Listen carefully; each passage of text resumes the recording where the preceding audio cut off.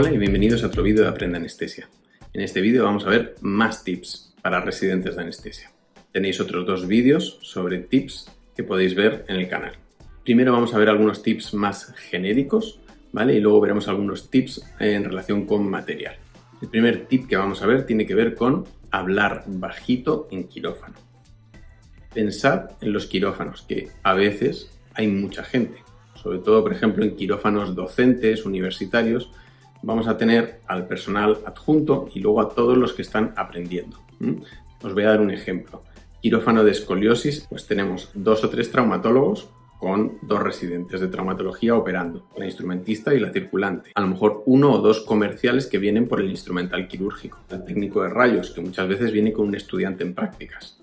Tenemos a la neurofisióloga que hace los potenciales para la escoliosis, que tiene residente y que tiene enfermera, 3 personas más mi residente. Imaginaos la cantidad de gente que estamos reunidos en el mismo quirófano.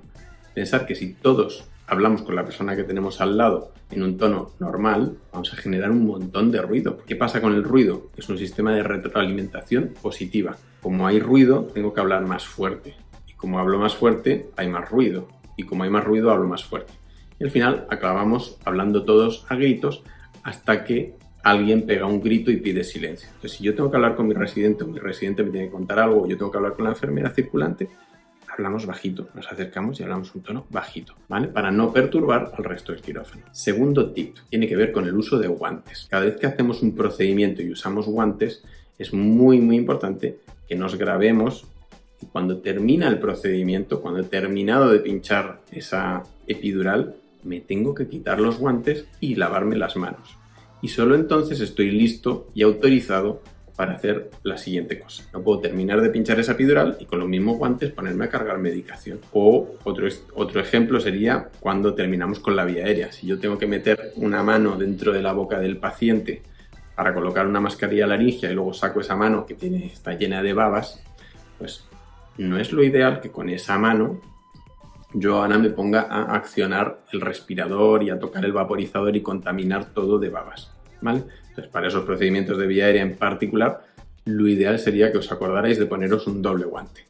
Cosa de que después de que metáis la mano, os quitáis vuestro primer par de guantes y os quedáis más o menos limpios. También es muy importante tener considerado siempre nuestra basura o nuestro centro de control para estos procedimientos. Por ejemplo, hemos hablado de extubar, ¿vale? Entonces, cuando yo tiro del tubo y me quedo con el tubo también lleno de secreciones en la mano, pues ese tubo no se lo tengo que dar a otra persona para que lo tire, porque entonces ya somos 2 personas los que nos estamos contaminando y repartiendo babas por el quirófano. Lo ideal es que ese tubo pase de la boca del paciente al cubo de la basura. Entonces, parte de lo que tengo que hacer para extubar es prepararme el cubo de la basura y tenerlo al lado mío. Por ejemplo, con los cortopunzantes lo tenemos más presente, ¿no? Y eliminamos nuestros cortopunzantes. También tenemos que incluir ese ítem de basura a la hora de manipular estos elementos contaminados. El otro ejemplo que hacéis todos los días y que tenéis que acostumbraros es a controlar, por ejemplo, la pala del laringo. Entonces, cuando yo saco la pala del laringo, la puedo meter ya sea en una bolsa, la bolsa del tubo endotraqueal, ¿no? Donde venía el tubo, metemos la pala y la envolvemos y así queda aislada, o tenemos preparada una batea de vía aérea donde dejamos esa pala. Otro tip anexo que os voy a comentar tiene que ver más con salud laboral y no tanto con salud del paciente.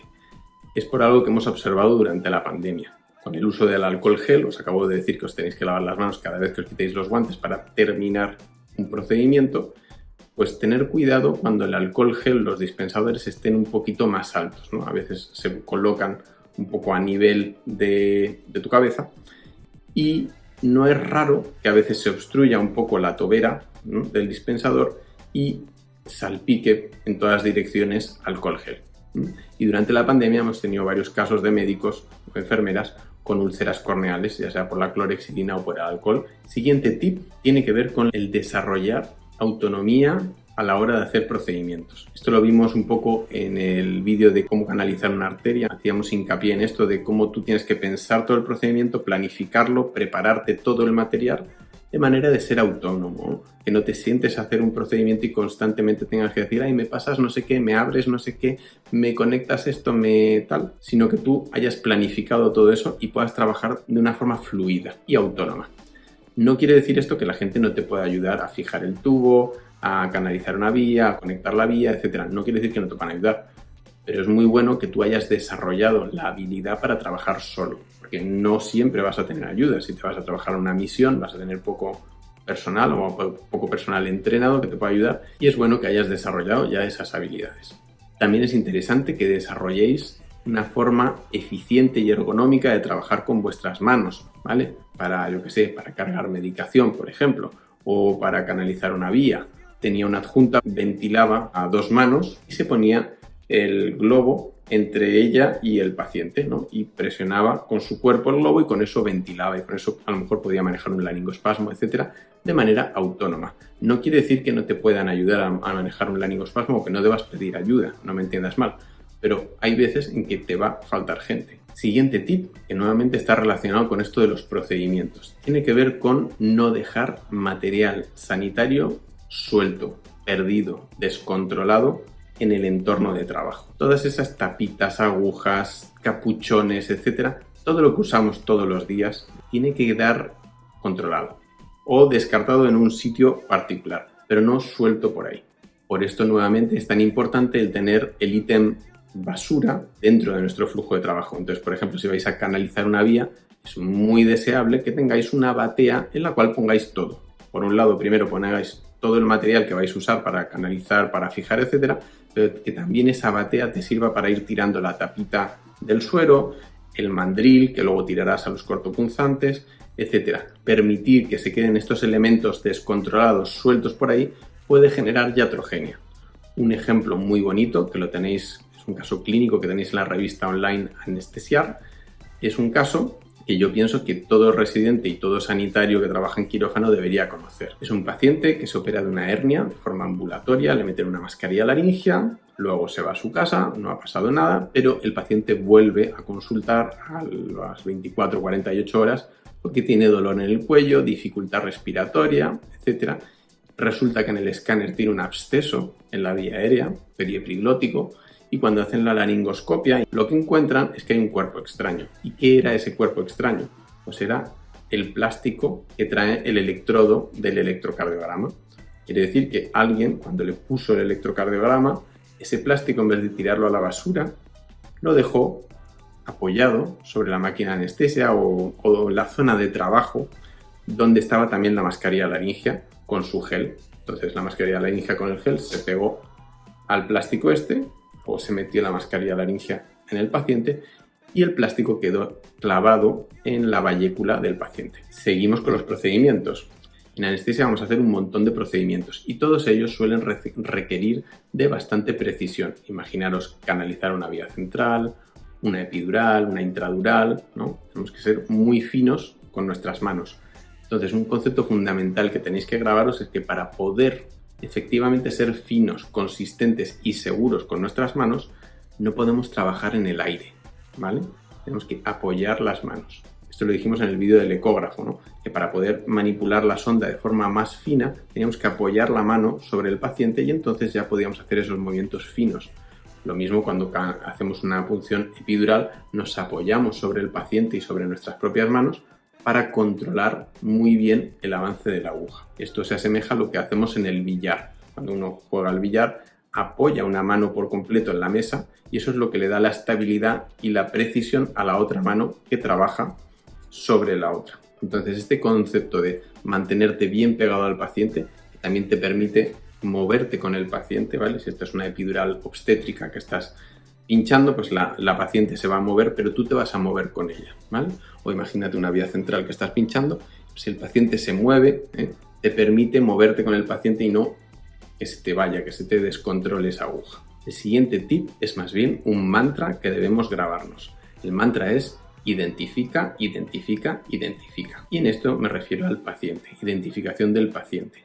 Los errores de identificación del paciente son muy frecuentes y debemos estar tratando de prevenirlos constantemente. Constantemente vamos a estar mirando radiografías, electrocardiogramas, historias clínicas, ¿vale? Pegatinas, consentimientos, y constantemente para mantener nuestro awareness de la situación, ¿no? Situation awareness que se llama, tenemos que estar verificando que efectivamente coincide el nombre de la pegatina con el paciente, el nombre del consentimiento con el paciente que he abierto yo en el ordenador, pues que efectivamente he abierto el correcto y no le he dado por error a otro. O el paciente que he abierto a lo mejor tiene un nombre y una cirugía muy similares a la del paciente del quirófano de al lado y por error he abierto el que no tocaba, cosa que me ha pasado. Siguiente tip que vamos a ver tiene que ver con la movilización de los pacientes. Este es un gesto también muy habitual en nuestra práctica, ¿no? Todos los días que pasamos al paciente de la mesa de quirófano a su cama. Si el paciente está más o menos despierto, no ha lugar lo que os voy a contar. Esto es más para los pacientes que pasamos ya sean más o menos dormidos o completamente anestesiados e intubados. Primer error que suelo ver en mis residentes. Tenemos la tendencia o tienen la tendencia a sujetar, cuando quieren sujetar el tubo porque les da miedo de que el tubo o la mascarilla se vayan a mover, lo sujetan, pero lo sujetan así, ¿no? Entonces, así es muy difícil sujetar un tubo, ¿vale? Los seres humanos, cuando queremos sujetar algo bien y hacer fuerza, tenemos que usar nuestra pinza. Entonces, si pensamos que hay un riesgo de que el paciente se vaya a estubar cuando lo pasemos, deberíamos apoyar nuestra mano en el paciente y agarramos el tubo, ¿vale? Pero esto no es lo que más me interesa comentaros. Normalmente, para pasar un paciente a la cama, le vamos a desconectar. Entonces, si el tubo del paciente está desconectado, no hay ninguna fuerza actuando sobre el tubo. Por lo tanto, ese tubo debería quedar inmóvil en el espacio según Newton. Entonces, no malgastéis una mano en sujetar el tubo si ese tubo está desconectado, porque no hay manera humana de que eso se vaya a mover, salvo que alguien venga, coja el tubo y tire de él. Cierto, pero eso no suele ocurrir. Entonces, usar las dos manos para transportar al paciente. Y aquí viene la tercera cosa que os quería mencionar. Tenéis que pensar que en un paciente que está dormido, lo verdaderamente vulnerable, frágil, es el cuello. La cabeza está hecha para recibir traumatismos, es su función, proteger. El cuello es lo vulnerable. Yo os diría que no cojáis tanto la cabeza del paciente cuando vayáis a pasar a un paciente, meter la mano más hacia el fondo y coger un poco de los hombros y el cuello, a modo de collarín. Hacer que vuestras manos sean un collarín, ¿vale? Y estabilizar el cuello y la cabeza del paciente. Y una vez que lo tengáis cogido así, es cuando lo vais a pasar. Otro aspecto en relación con este momento es cuando ya has pasado el paciente a la cama y lo tienes ahí en la cama o ya has llegado a la recuperación, a la URPA. Te van a preguntar, a lo mejor el celador o la enfermera de la recuperación te va a preguntar, ¿le incorporo el cabecero? O te va a decir, lo pongo de lado. Entonces, es importante no confundir cuándo debemos poner al paciente sentado incorporado y cuándo de lado. Cuando el paciente está más dormido, nos va a interesar más que el paciente vaya de lado, cosa que la lengua no caiga hacia atrás y obstruya. Y en los casos de cirugía, por ejemplo, de vía aérea o pacientes que tengan más secreciones respiratorias, toda esa secreción o la sangre, etcétera, va a caer hacia afuera o es más fácil que vaya hacia afuera. Si en cambio les ponemos sentados, toda esa sangre o esas secreciones lo que van a hacer es o deglutirla o aspirarla, ¿vale? Y te va a dar, en el fondo, te va a dar más problemas. Entonces, en fases iniciales dejaríamos al paciente de lado. Si es una cirugía de vía aérea especialmente, te interesa que esté de lado o incluso, en vez de incorporar el cabecero, incluso podrías dejarle con el cabecero un poco hacia abajo, cosa de asegurarte que todo sangrado, toda secreción sale del paciente en vez de ir hacia los pulmones y ir hacia la tráquea. Y ya cuando el paciente ya está más despierto, cuando ya protege bien su vía aérea, cuando no tienes un problema de vía aérea superior, es entonces cuando ya para optimizar la ventilación le podríamos incorporar. Bien, el último tip que vamos a ver de esta sección tiene que ver con cómo colocamos nuestra monitorización, nuestro entorno de trabajo, ¿vale?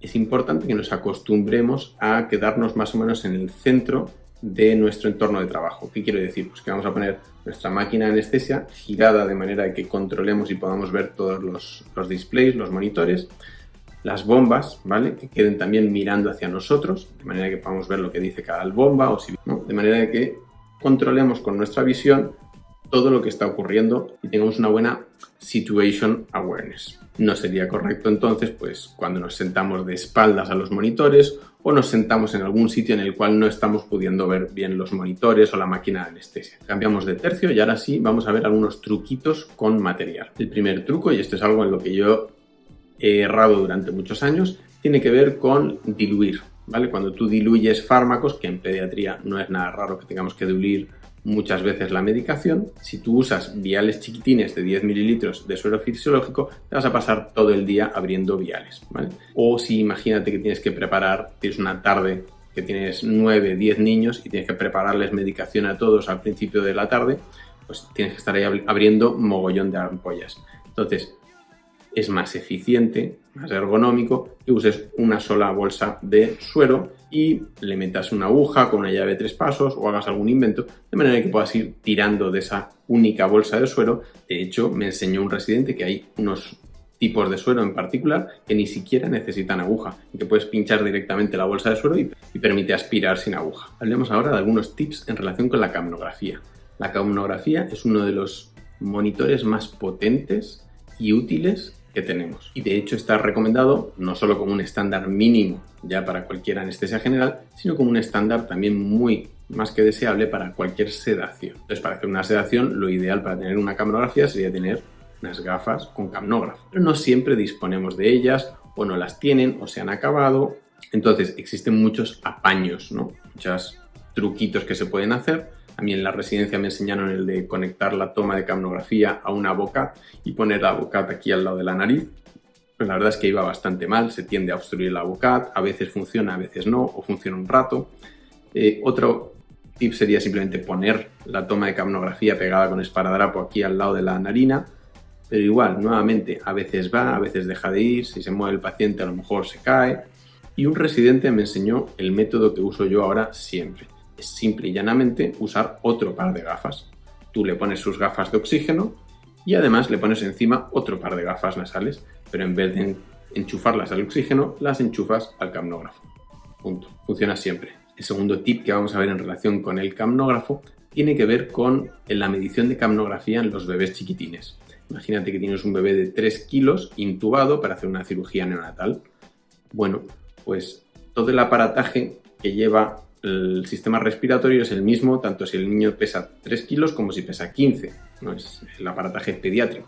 Con lo cual el tidal, el mini exhalado de CO2 de ese neonato se va a diluir en el mismo volumen que se diluiría para un niño de 15 kilos. Con lo cual se va a diluir bastante. Y tu medición de capnografía va a infraestimar bastante el verdadero nivel de CO2 que haya en la sangre. Como no a todos los neonatos les vas a poder coger una arteria para saber qué nivel de CO2 tienen, te vas a tener que fiar de la capnografía. Pero como hemos visto, puede infraestimar mucho. Y eso te puede llevar a ajustar mal la ventilación en un neonato, lo cual puede tener consecuencias más o menos serias. Entonces, ¿qué se puede hacer para bypassear todo el aparataje? Pues lo que se puede hacer es pinchar, ¿no? Conectas tu capnógrafo a una aguja intramuscular, pinchas el tubo, dejas la aguja un poquito metida dentro del tubo, luego la doblas y la pegas con esparadrapo al tubo. Y tienes una toma de capnografía mucho más proximal que bypassea buena parte del aparataje. Bueno, el último tip que tengo para vosotros es uno que recuerdo con muchísimo cariño de la residencia. Como R1, recuerdo que me costaba un poco ponerme los guantes estériles, no porque no supiera ponérmelos, que eso sí lo sabía, pero porque el envoltorio que traen los guantes siempre se me acababa cerrando sobre sí mismo, ¿vale? Lo abres, ¿no? Y muchas veces se te dobla uno de los dos lados, etcétera, y luego pues tienes que estar como metiéndote por debajo y al final siempre te da la sensación de que lo has hecho mal o de que te has contaminado, hasta que un día un adjunto me enseñó una forma de abrir el envoltorio de manera de poder ponerte los guantes con toda comodidad. Es muy sencillo. Primero echas los dos para el lado, ¿vale? Luego echas hacia adelante, ¿no? Hacia abajo y hacia adelante, y luego por último lo doblas hacia adentro. Una vez que haces esos 3 movimientos, el envoltorio queda abierto y ya no se vuelve a cerrar. Bueno, espero que os haya gustado el vídeo. Si os ha gustado, por favor, darle al like, suscribiros al canal si queréis ver más vídeos como este sobre anestesia y seguridad en quirófano y compartirlo con alguien que le pueda interesar. Muchas gracias y os veo en el siguiente. Hasta pronto.